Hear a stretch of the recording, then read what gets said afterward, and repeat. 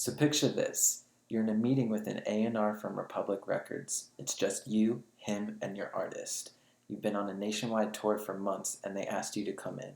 He's asking you all sorts of questions and you're killing it. He's so excited about the project you're working on that he asks you if you're okay with meeting the GM, and of course you're going to meet the GM. So as you're getting up, he does one thing. He asks your artist a question. He asks him, "What do you think of your music?"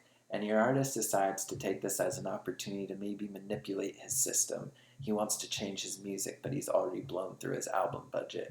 So he decides to say, "Well, I really like my music, but I've been leaning towards a male version of Ariana Grande lately, and that's the music I'd like to do from now on."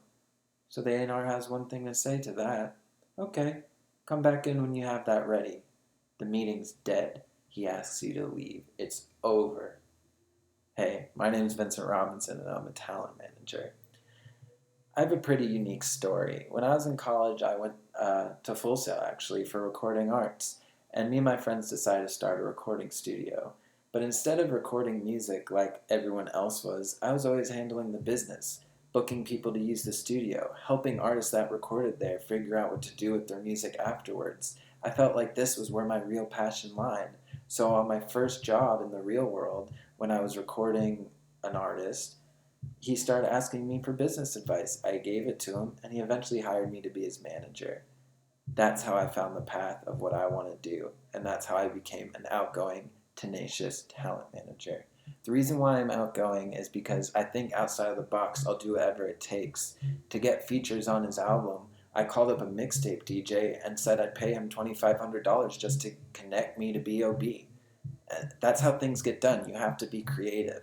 I've always been creative. For example, in fourth grade, we had a point system where you would get points for good behavior and good grades. And then once a month, there'd be like an auction for, Razor scooter or coloring book or whatever it was.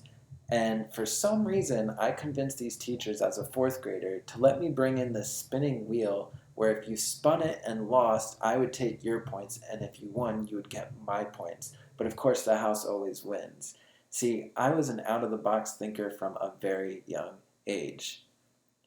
But let's get to the body of my work. What are my driving forces? My driving forces are basically all led from family values. I have some very strong family values. I always appreciated my parents growing up and how they were so successful at what they'd done. Maybe they didn't make a lot of money, but they loved what they did and they were always on their stuff. They always got things done when they needed to get done, and that was something that I grabbed a hold of. I've always been so persistent, and I've always done whatever it took. What gives me an edge? What gives me an edge is that I've been doing this talent management thing for a few years now, and I've built up quite the Rolodex. I have connections from the cheap of the cheap, and I have connections from the cream of the crop. You can mix and match, or you can go one way or the other. But either way, I get the job done at the price you want. Um, I've mentioned my brand mantra a little bit. It's outgoing, tenacious, talent manager. That's not just with my work, that's with anything. If you're my friend, I'm going to stick to that. If you are a teacher, I'm going to respect you and show you that I can get any assignment done. It's just that simple. And who am I trying to reach? Well, it's pretty obvious. I'm trying to reach anyone who has talent, especially musicians. Because if you have talent, then you can make money from that talent, and I want a piece of it. That's how I think, that's how I live, that's how I breathe. So, if you got talent, this is who I'm speaking to. But not only that, I'm also speaking to the other creative minds in the industry, people who work on the business side. But I just don't want this simple suit and tie type of guy. I want somebody who's creative and can think outside of the box too.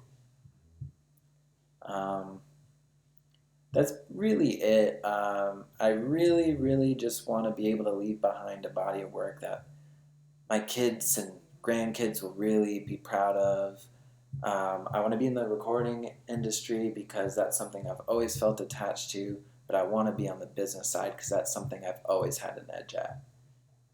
And that's why I feel I'm an outgoing, tenacious talent manager and that you should hire me. Thanks.